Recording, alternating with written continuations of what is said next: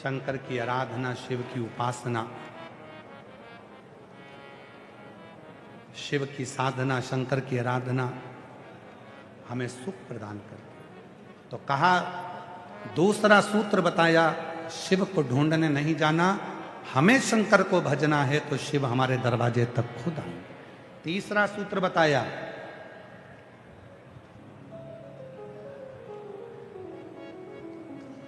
कभी भी किसी देवता में भेद नहीं करना। राम बड़े, कृष्ण बड़े, शिव बड़े, ब्रह्मा बड़े, देवी बड़ी, देवता बड़े, किसी में भी भेद मत करो। सब में एक नूर है, तू देखे जित देख ले, सब में वही है, सब में। कल कथा में कहा था, ब्रह्मा जी के 4 हाथ, विष्णु जी के, बोलो बोलो बोलो, 4 हाथ, शिव जी के 2 हाथ, ब्रह्मा जी के 4 हाथ, भगवान विष्णु के 4 हाथ, मेरे शंकर भगवान के 2 हाथ, 1 हाथ और 2 हाथ, संपन्न और प्रपन्न, अमीर और गरीब, दोनों को शिव पकड़े हुए हैं, इसलिए शिव प्रसन्न है। शिव प्रसन्न, शंकर भगवान के यहां भेद नहीं है। दुनिया के लोगों ने कह दिया, साहब वो देवता तो पैसे वालों के देवता, उनको ये भजेंगे, उनको वो भजेंगे। भगवान वो देवता तो उनके पैसे वालों के, करोड़पति के, धनपति के, वो देवता उनके। मेरा शंकर भगवान तुम्हारा जितना है उतना असुरों का भी है। मेरा शंकर भगवान, तुम किसी भी एक असुर को उठाकर बता दो जिसने भगवान नारायण की आराधना करी हो। रावण भी अगर आराधना करता है तो शिव की, कंस भी आराधना करता है तो शिव की, हिरण्यकश्यप भी आराधना करता है तो शिव की, हिरण्यकशिपु आराधना करता है तो शिव की, मनुष्य आराधना करते हैं तो शिव की, गंधर्व आराधना करते हैं तो शिव की, किन्नर आराधना करते हैं तो शिव की, नाग आराधना करते हैं तो शिव की, पितृ आराधना करते हैं तो शिव की, पशु आराधना करते हैं तो शिव की, पक्षी आराधना करते हैं तो शिव की। 33 कोटि देवता में केवल एक देव अधिदेव महादेव ऐसे हैं जिनको नाग, गंधर्व, किन्नर, अप्सरा सब भजते हैं और वो सबको देता है। वो संपन्न को भी दे रहा है तो प्रपन्न को भी दे रहा है, वो बड़ों को दे रहा है तो छोटों को भी दे रहा है। वो अमीर को दिलाया, हमारी शादी है, हमारा फोटो खींचना है, हमारे स्टेटस डलना है, हमारी मर्जी, हमें किसके साथ रखना? बड़ों के साथ, पैसे वालों के साथ, धनपति के साथ, करोड़पति के साथ, संपन्न लोगों के साथ तो दुनिया फोटो लगाती है। संपन्न व्यक्ति का जन्मदिन आएगा तो दुनिया उसको बधाई देगी, पैसे वाले व्यक्ति का जन्मदिन आएगा तो दुनिया उसको बधाई देगी, करोड़पति का जन्मदिन आएगा तो दुनिया अपना अपना फोटो चिपका के बधाई देंगे। कभी किसी काम वाली के बच्चे का जन्मदिन हो और उसको एक केक खरीद कर उसको दे दो, कभी उसको कपड़े दिला दो, कभी उसके साथ खड़े होकर एक फोटो खिंचवा लो। मेरे शिव जितने संपन्न के साथ हैं, मेरे शंकर उतने प्रपन्न के साथ हैं।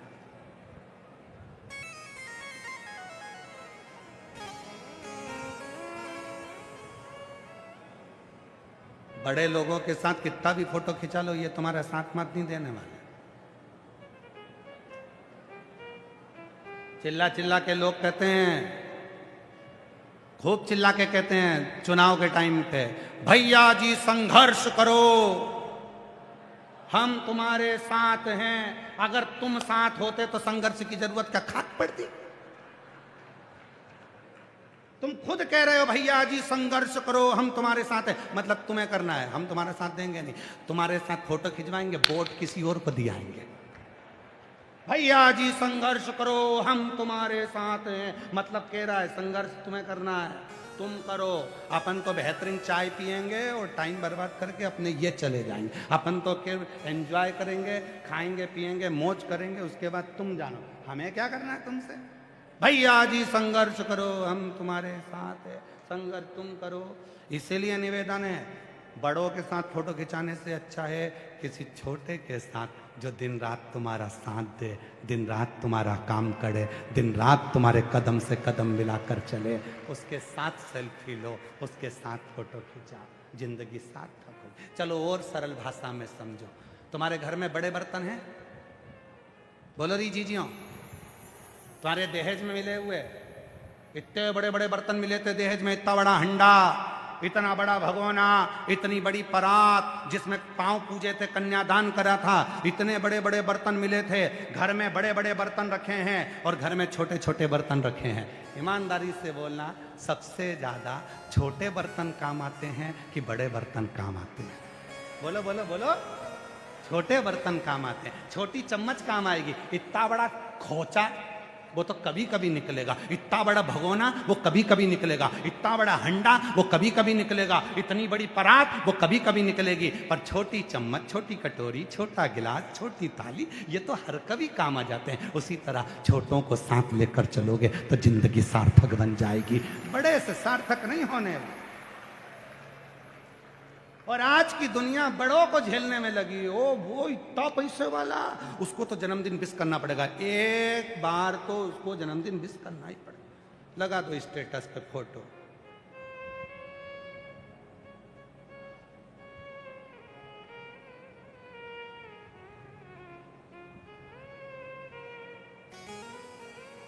हमारी बात का बहुत लोगों को बुरा लग जाता है महाराज, बहुत बुरा लगता है। और लगे तो लग जाए, अगली बार मत बुलाना भीलवाड़ा में, उसमें कौन सी बड़ी बात, लग जाए।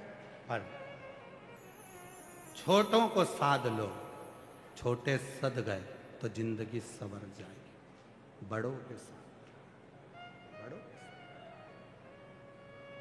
छोटों को साथ। महाराज तीसरा सूत्र दिया है तुमरुका जी ने पर्वत मुनि को, किसी भी देवता के प्रति भेदभाव मत रखो। राम भी हमारे हैं, कृष्ण भी हमारे हैं, सब में एक नजर आ रहा, कुछ नहीं। तीसरा सूत्र कहा किसी में भेद मत देखना पर्वत मुनि। पर्वत मुनि को चौथा सूत्र बताया कि पार्थिव पूजन करो। शिव को पाना है तो पार्थिव पूजन करना पड़ेगी। पार्थिव पूजन का मतलब क्या? पार्थिव पूजन का मतलब क्या? पार्थिव पूजन का मतलब है जहां बैठे हो वहां की मिट्टी में, कंकर में शंकर को देखो, उसमें शिव, उसमें शंकर। मिट्टी लाए, शिवलिंग बनाया, पूजन करी, विसर्जन।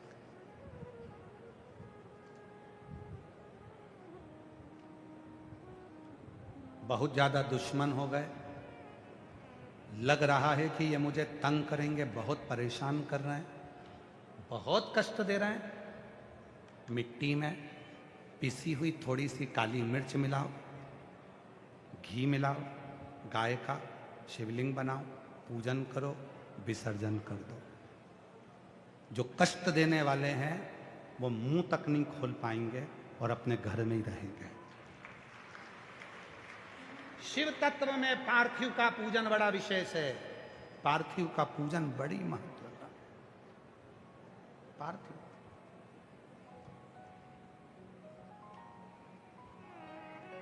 और हम प्रयास करेंगे, अगली जो कथा है दिल्ली में 17 तारीख से 23 तारीख तक अप्रैल के महीने में, ये 14 को पूरी हो जाएगी परसों, वो 17 को चालू हो जाएगी 1 बजे से 4 बजे तक दिल्ली रोहिणी में, जापानी पार्क में। हम प्रयास करेंगे पूरे 7 दिन पार्थिव बनाने की महत्वता। पार्थिव कैसा बनाना चाहिए शिवलिंग, पार्थिव बनाने में संतान के लिए पार्थिव कैसा बनाना चाहिए, रोग मुक्ति के लिए पार्थिव कैसे बनाना चाहिए, वंश वृद्धि का अलग अलग पार्थिव का निर्माण जो बताया गया है, कैसा पार्थिव कैसे बनना चाहिए, हम पूरा प्रयास करेंगे। और आस्था चैनल वालों से भी निवेदन है, हमें याद दिलाना और एक पे भी चला देना। पार्थिव शिव महापुराण की कथा हम दिल्ली में रोहिणी में, जो पंजाब बाग में, जापानी बाग में जो कथा है 17 तारीख से, उसमें पार्थिव शिवलिंग बाचन कि पार्थिव का निर्माण कैसे करें, पूजन कैसे करें, कितना बड़ा पार्थिव होना चाहिए, बेलपत्री की कौन सी पत्ती के ऊपर पार्थिव बनाया जाए, 3 पत्र में से कौन से पत्र पर पार्थिव बनाया जाए जिससे यह कार्य सफल हो। पार्थिव किस भाव से ये भज रहे।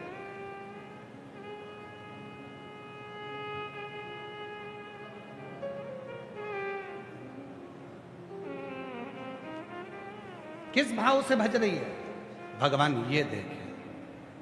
आप किस भाव से कथा सुन रहे हो, आपका भाव क्या है, आप किस भाव से परमात्मा को भज रहे हो, आपका भाव क्या है, आप किस भाव से परमात्मा का स्मरण कर रहे हो, ये आपके ऊपर निर्भर करता है, ये कोई दूसरा नहीं। चौथा सूत्र कहा है, पार्थिव की पूजन करो, जो करेगा उसे मिलेगा, जो करेगा। और फिर पांचवा सूत्र बताया, जिसके गले में रुद्राक्ष हो, भस्म हो, शिवलिंग पर चढ़ा हुआ जल हो, आचमन हो, उसका दर्शन मात्र शिव का दीदार करा देता है, शंकर का रुद्राक्ष। और फिर निवेदन करूं इस व्यासपीठ से, भीलवाड़ा की इस पवित्र धरा पर, मेरे देव अधिदेव महादेव की इस पवित्र भूमि से, शंकर कंकर की पवित्र आनंदमय शिव महापुराण की कथा में आपसे निवेदन करना चाहता हूं, जिसके गले में रुद्राक्ष होता है, जिसके मस्तक पर भस्म लगी होती है, जिसके तन पर शंकर का चढ़ा हुआ जल प्रोक्षित होता है, आचमन करा हुआ जल हृदय उदर में पड़ा होता है, महाराज उस जीव का मात्र दर्शन कर लेने पर भी शिव का दर्शन हो जाता है, मात्र दर्शन। और पहचानो, आप लोगों से निवेदन है, गाली देना किसको दे रहे हो सोच समझ कर देना, अपशब्द कहना सोच समझ कर कहना, पहले देख लेना उसके गले में रुद्राक्ष तो नहीं पड़ा है। जिसके गले में रुद्राक्ष पड़ा है, अगर उसको तुमने गाली दी है, जिसके गले में रुद्राक्ष पड़ा है उसको तुमने यदि अपशब्द कहा है, तो फिर मरने से पहले भोगने के लिए तैयार खड़े रहना कि तुम्हें भुगतना बहुत भयंकर, भुगतना पड़ेगा। रुद्राक्ष भीतर शिव तत्व की प्राप्ति करा देता है। कितना सुंदर कहा है महाराज जी, ध्यान दीजिएगा जरा।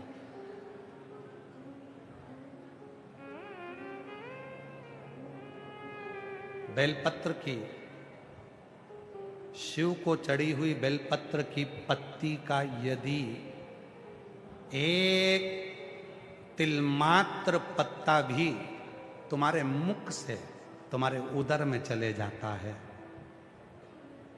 बेलपत्र का तिलमात्र एक छोटा सा बारीक से बारीक बिंदी के बराबर भी अगर बेलपत्री का एक तिलमात्र भी पत्ता शिव पर चढ़ा हुआ तुम्हारे उदर में, मुख से तुम्हारे उदर में चले जाता है, और उसकी 42 रात्रि के भीतर भी अगर तुम्हारा प्राण छूट जाता है, 42 रात्रि तक तुमने पत्र नहीं खाया, बेलपत्र नहीं खाया, एक बार खाया, 42 रात्रि तक में भीतर भी अगर तुम्हारा प्राण छूट जाता है, तो तुम्हें यम के दूत लेने नहीं आएंगे, शंकर नंदी लेकर तुम्हें लेने के लिए आए, शिव आएंगे।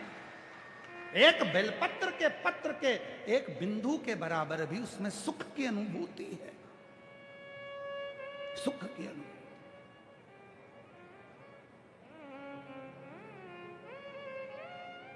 कितनी कृपा करता होगा,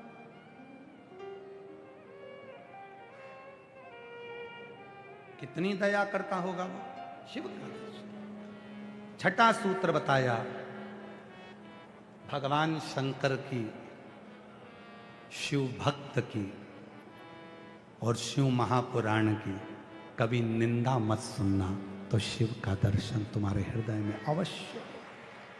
ना शिव की निंदा सुनी जाए, शंकर भगवान की निंदा स्वयं भगवान विष्णु ने सुनी तो घोड़े का मुंह लगा, शंकर भगवान की निंदा देव ऋषि नारद ने करी तो बंदर का मुंह लगा, शंकर भगवान की निंदा शंकर जी के ससुर दक्ष प्रजापति ने करी तो बकरे का मुंह लगा।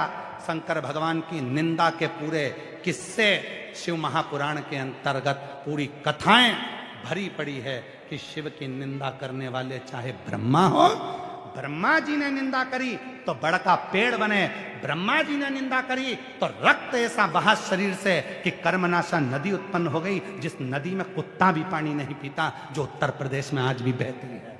केवल ब्रह्मा जी भी निंदा करे तो उनका भी सिर कट गया, बड़का पेड़ बन गया। भगवान विष्णु ने निंदा सुनी तो घोड़े का मुख लग गया। भगवान नारद जी ने शिव जी की निंदा करी तो बंदर का मुख लग गया। दक्ष प्रजापति ने शिव की निंदा करी तो बकरे का मुख लग गया। शंकर की निंदा सुनने वाला हजार बार नाली का कीड़ा बनकर जन्म लेता है, मरता है, जन्म लेता है, मरता है। इसलिए कोई तुम्हारे सामने कहे शंकर जी की कथा में क्यों जा रही है, क्या मिलेगा, शिव जी की वो निंदा करना प्रारंभ करे, शिव पुराण की निंदा करना प्रारंभ करे, तो वहां से उठ के चल दो या जवाब लिख कर दे दो कि तेरे बाप का क्या जा रहा है, कथा में तो मैं जा रही हूं, तुझसे पूछूं क्या, तूने मुझे पैदा करा क्या, मेरा पालन तू कर रहा है क्या, रोटी खाने तू मुझे दे रहा है क्या, जो तेरी सुनूं, मैं चाहे ये करूं, मैं चाहे वो करूं, मेरी आग लगे बस्ती में अपन रहो मस्ती, क्या किसको रोइए चादर तान के सोई। निंदा नहीं सुनूंगी, निंदा मत करना, फालतू निंदा करी तो देख लीजिए। ऊपर से 42 डिग्री टेम्परेचर है, ऊपर से मेरा टेम्परेचर और ज्यादा है। निंदा करी तो तुम छोड़ूंगी नहीं,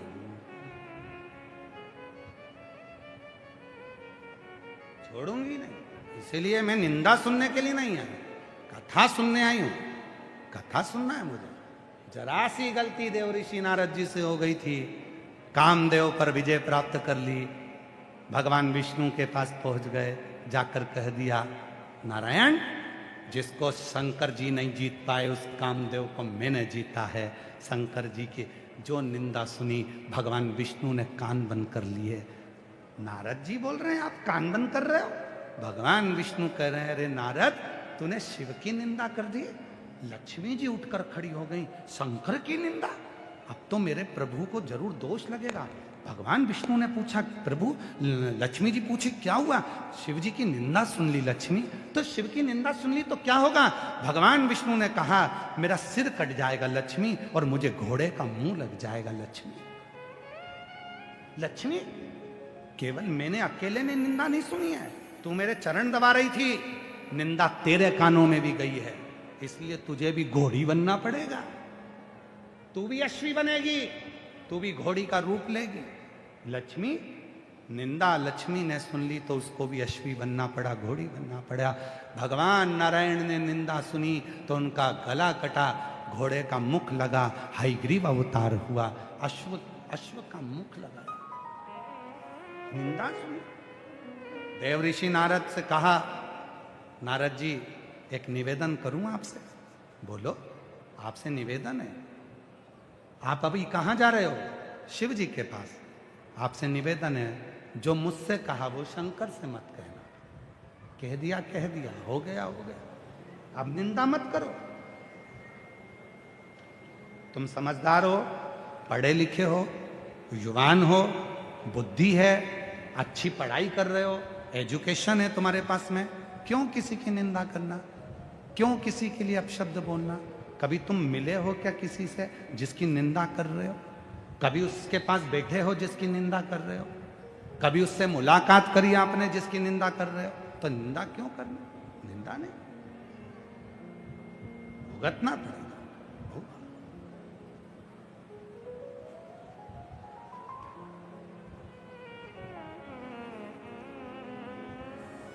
जिसके मन में, जिसके हृदय में, जिसके चित्त में शिव समा, शिव तत्व को जानना कठिन।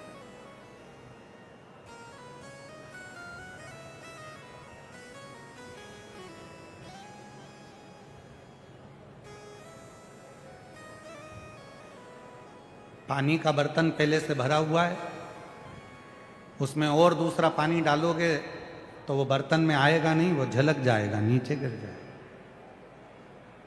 दूध का बर्तन दूध से भरा हुआ है, उसमें दूध पात्र खाली होगा तो उसमें दूध ठहरेगा, वरना दूध भी नीचे गिर जाएगा। पात्र खाली है तो उसमें कुछ भर सकते हैं, पात्र खाली ही नहीं है। अब जिसके अंदर अहंकार भरा हो, आसक्ति भरी हो, काम भरा हो, तृष्णा भरी हो, लोभ भरा हो, विषय भरा हो, वासना भरी हो, अब उसको तुम शिव पुराण की कथा सुनाओ तो उसको कौन सी फर्क पड़ रहा है? वो तो कहेंगे अरे ऐसे तो कथा बहुत होती रहती है, अपना भीलवाड़ा ढेर कथा होती है, कहीं जाओ कथा में, इससे तो अपना घर में पढ़ा रहे हो। काहे लोग बहुत सारे मिलेंगे तुमको, कहेंगे काय को जा रहे हो, भीड़ बढ़ा रहे हो, धूप इतनी तेज पड़ रही है, ट्रैफिक जाम हो रहा है, गाड़ियां पार्किंग में खड़ी करो, पैदल चलो, तब जाकर कथा में पहुंचो, क्यों जा रहे हो? ऐसे बहुत सारे तुमको ज्ञान देने वाले मिलेंगे। तुमको एक ही बात कहना है, आग लगे बस्ती में अपन रहे हो मस्ती में, तूने हमको पैदा नहीं करा, तू हमको खाने को नहीं दे रहा, हमारे माँ बाप ने हमें पढ़ाया, हमारे माँ बाप ने हमें बड़ा किया, तो हम तेरा कहना क्यों सुने?